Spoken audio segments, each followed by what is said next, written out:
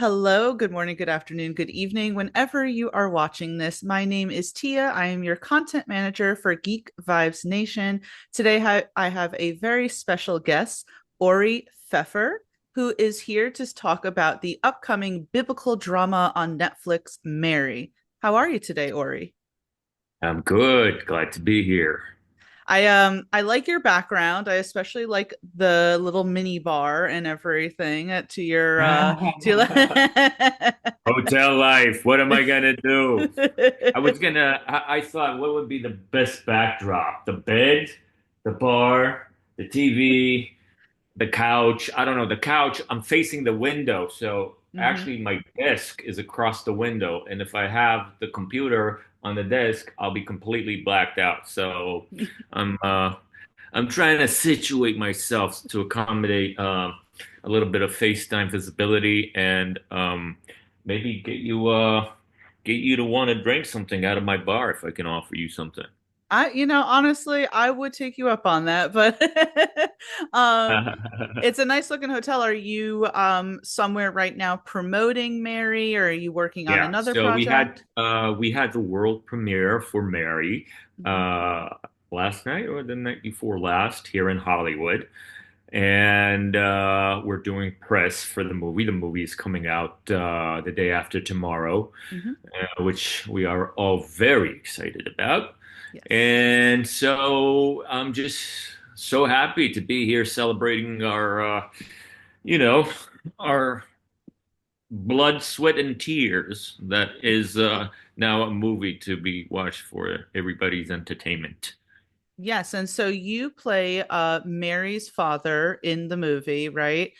Why don't you kind of walk us through a little bit of like that process? How did it feel to kind of be part of something that, it's part of the Bible. There's a lot of history there. So I mean, how did that feel for you? Well, first of all, as a kid, I always loved the Ten Commandments and Ben-Hur. So I Yes. was walking around in sandals, imagining myself to be either, a Hebrew slave or a Roman centurion or any one of those characters in the movie or dress up as Pharaoh. So, and my favorite subject out of what I do is history. So here I had a great opportunity to, kind of get those two things, my childhood affinity towards that movie and history all bundle up into one movie. With that being said, I must be honest that I wasn't aware of Joachim, uh, Jesus's grandfather, coming into this project. Like my history began with Mary. Right. I didn't climb up the family tree. So it was very interesting to me to kind of learn about it, but there's not too much that is written about the grandparents. So I myself, I'm a father for two girls and a boy. And I think part of my work was research into the era, around that time. I read Josephus Flavius, who is the only recorded history of that time. It's a book that tells the history of the Jews during the Roman occupation or the Roman wars, whatever you want to call it. But it really brings to life as it was back then.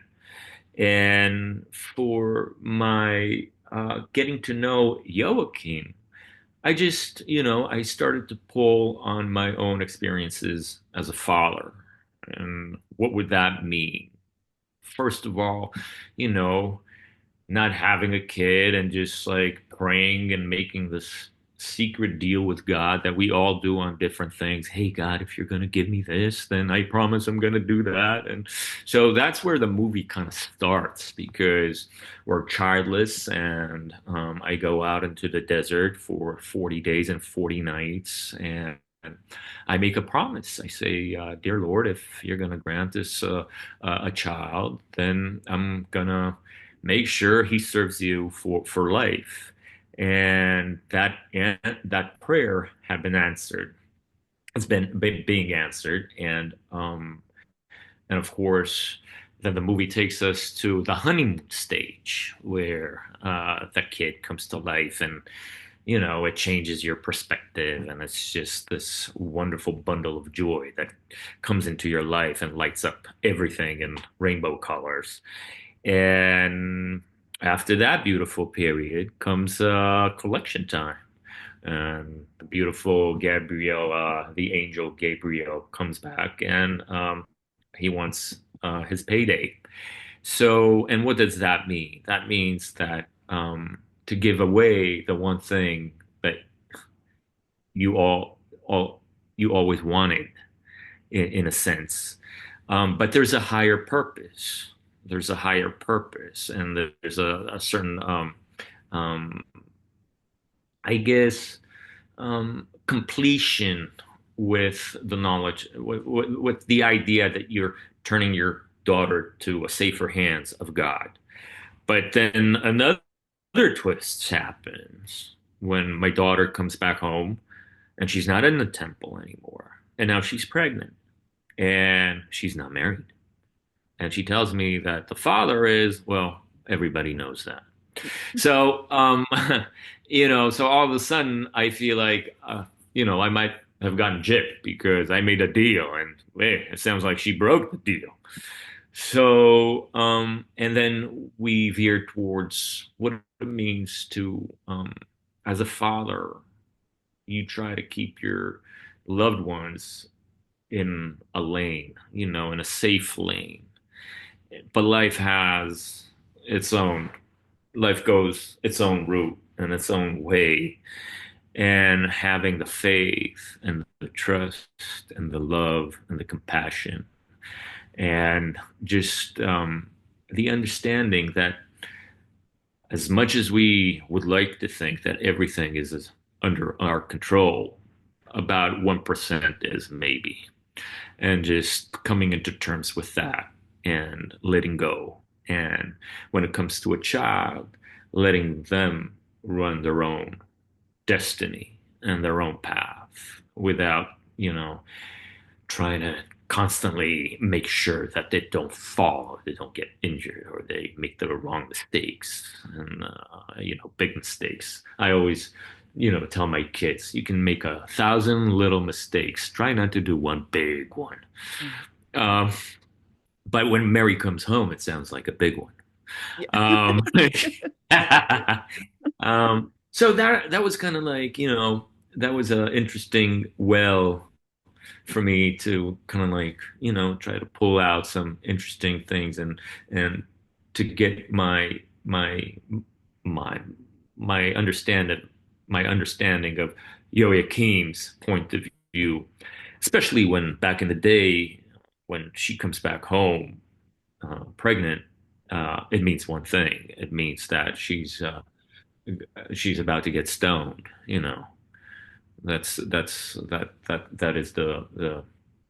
That is the punishment for that type of you know outcome.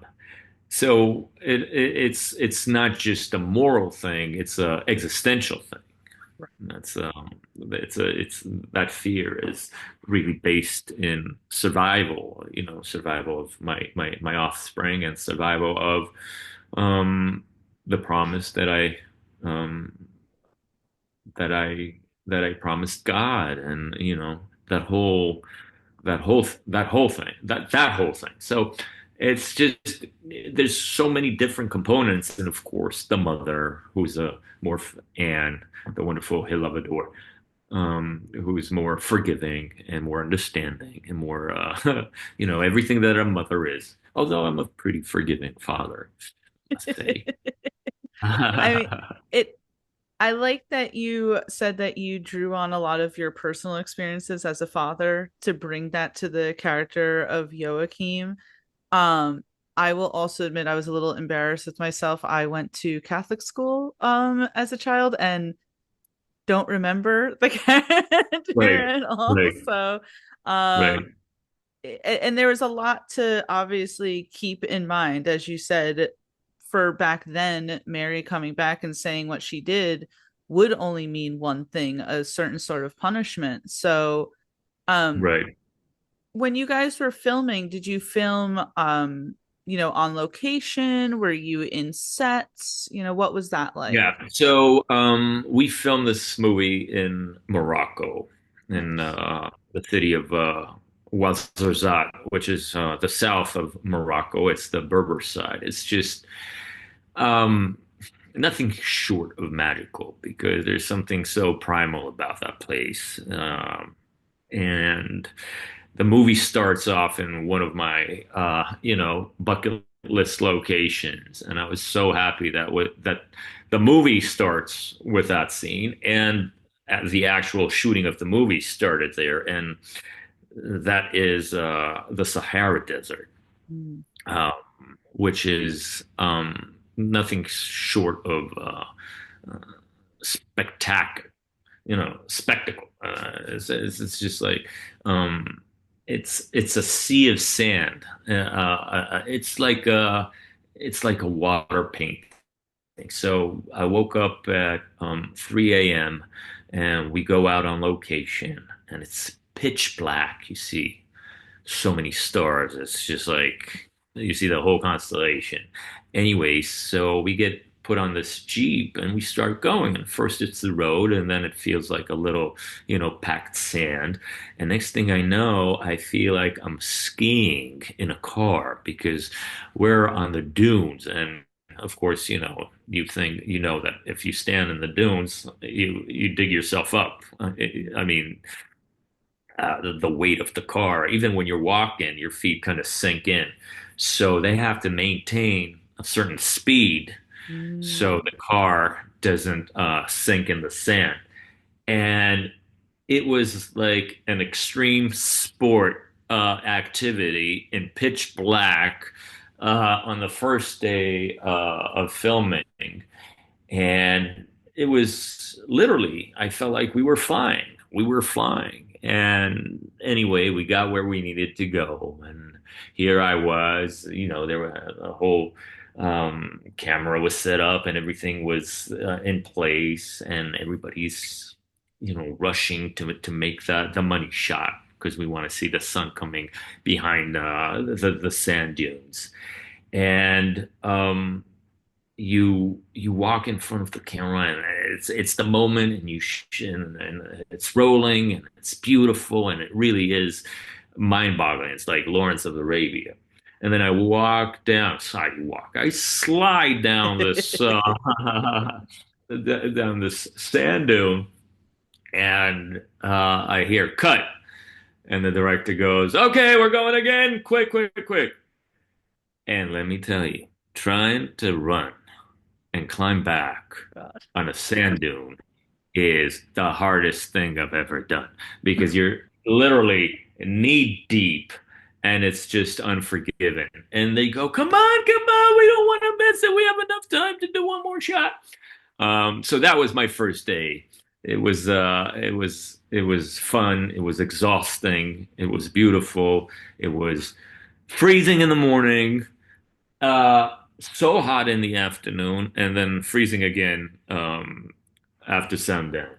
For the rest of the locations, it's funny. We shot at, like I said, Ouarzazate. Gladiator 2 just wrapped 2 weeks before we got there, so Oh, wow. we were using a lot of the same sets, only dressing them up differently.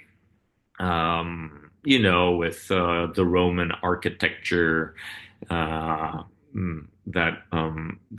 resonated both.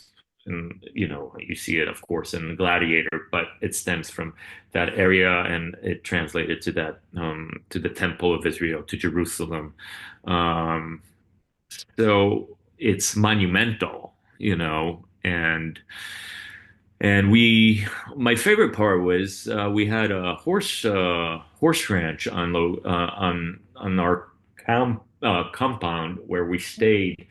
Um, so we got to ride horses every day, and we got to play, and we got to just like, one of the most amazing places actually we shot was in you know this word, but until you get to be in a place like this, like face to face, you don't really understand the meaning of the word oasis. You know, Mm. you think like, oh, okay, a little water, maybe some palm trees and whatnot. But when you're in the desert and there's nothing, I mean, for miles on end, and like water or you know, a fig tree or whatever is priceless. It outweighs gold any day in terms of what you want and what you need. We shot in this oasis, so there's water coming from the bottom of the earth, just popping out, and they create these really magical places in the middle of nowhere where life just booms, you know? So it's everything is yellow and barren, and then you see a patch of greenery. You know, you see green bushes and like I said, palm trees and fig trees and water, and it's just it's quite remarkable to um, to come. It's biblical, you know. It It's really feels fitting. biblical. Yeah, it really is, and that's what makes Morocco such an exotic and cool location to shoot in. So, and you know, next to us is a set of another movie that had. They did a movie about ancient Egypt. I think it was the Netflix show about Moses and Pharaoh. So you walk through the pyramids all of a sudden. We didn't use that, but it's just like, you know, in essence, you're like, uh, you know, time traveling, Yeah, basically. going through You know, history. yeah, yeah, absolutely. So, and I think that's one of the perks of this job, obviously, is you get to time travel, and not only time travel, you get to time travel in a different, under, inside a different skin almost, you know?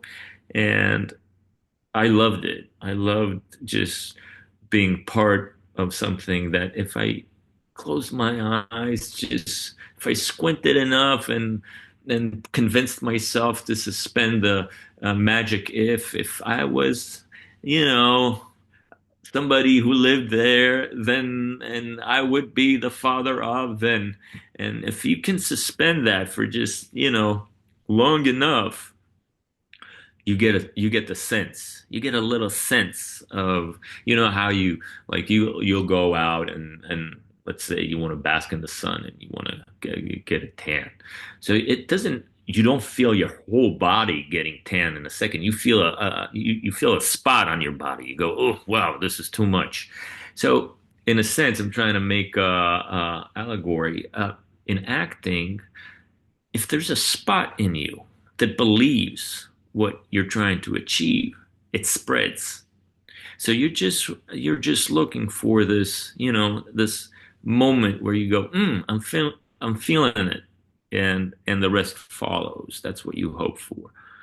And I definitely feel like I had it. You know, I was lucky to start with, like I said, in the Sahara Desert, and just like this majestic uh, scene that I didn't have to squint that hard because it felt like I was either on the moon or, you know, I always think that, you know, it's easier to talk to God when you're in the desert. There's less distractions. And there's some truth to it, you know, there's some truth to it. So, yeah, that was uh, to a long answer to your question, where did we shot the movie and how was it? I mean, it sounds beautiful, the picture that you have painted. I personally have never been to Morocco, but I have a friend who has and kind of describes it very similar to the way you did. So it's nice to know that you were able Oh, to bring that and use it to, you know, bring it to the movie, but then also, as you said, kind of tick it off your bucket list at the same time. right, right, right.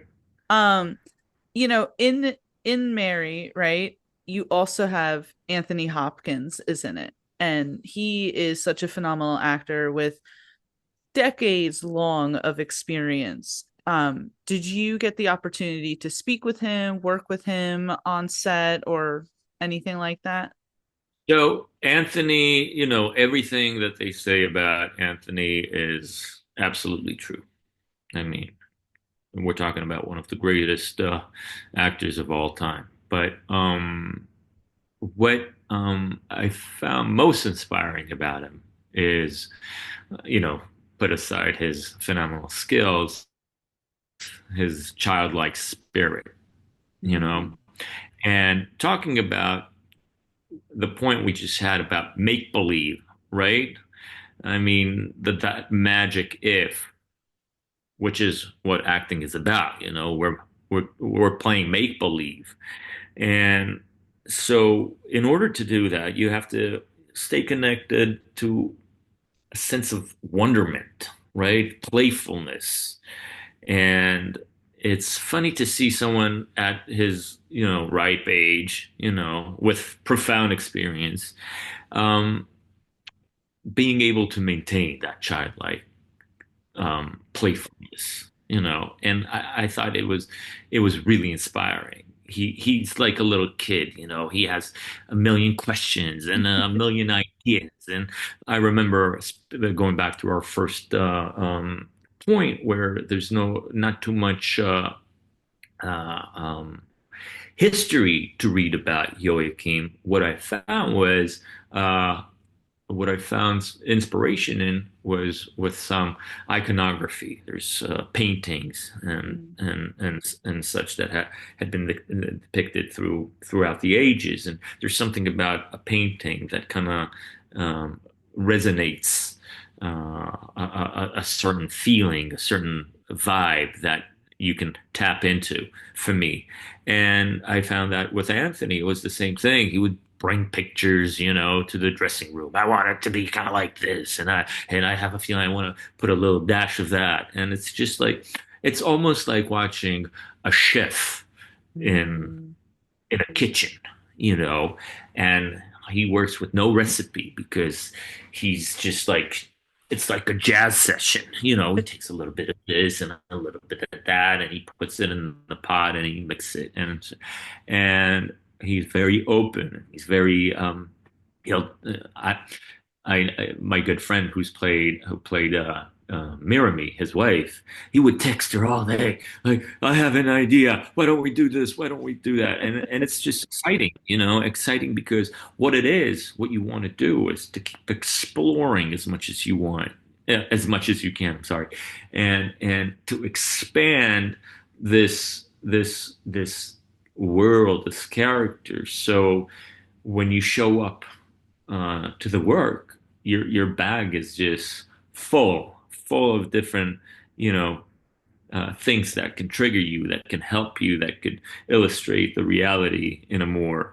convincing way, in a more appealing way, and in a more hopefully true to, your understanding of what that reality might have been. And That's it amazing. just enriches everything, you know. So that's something that I took with me, and I was like, yeah, it's great to see that magic, that little thing, that little beautiful thing is something that stays. It's oh, you got a cat there? No, it's a Oh dog. no, she's a dog. She's Oh, she's smaller than a cat, but cute. I miss my dog. is he or she like still alive, or you're Yeah, she's saying alive. okay, I'm far away. I'm far away from home. And what do you and have? she's just over a year. So Oh, oh yeah, I'm yeah, I miss her. I be- miss her.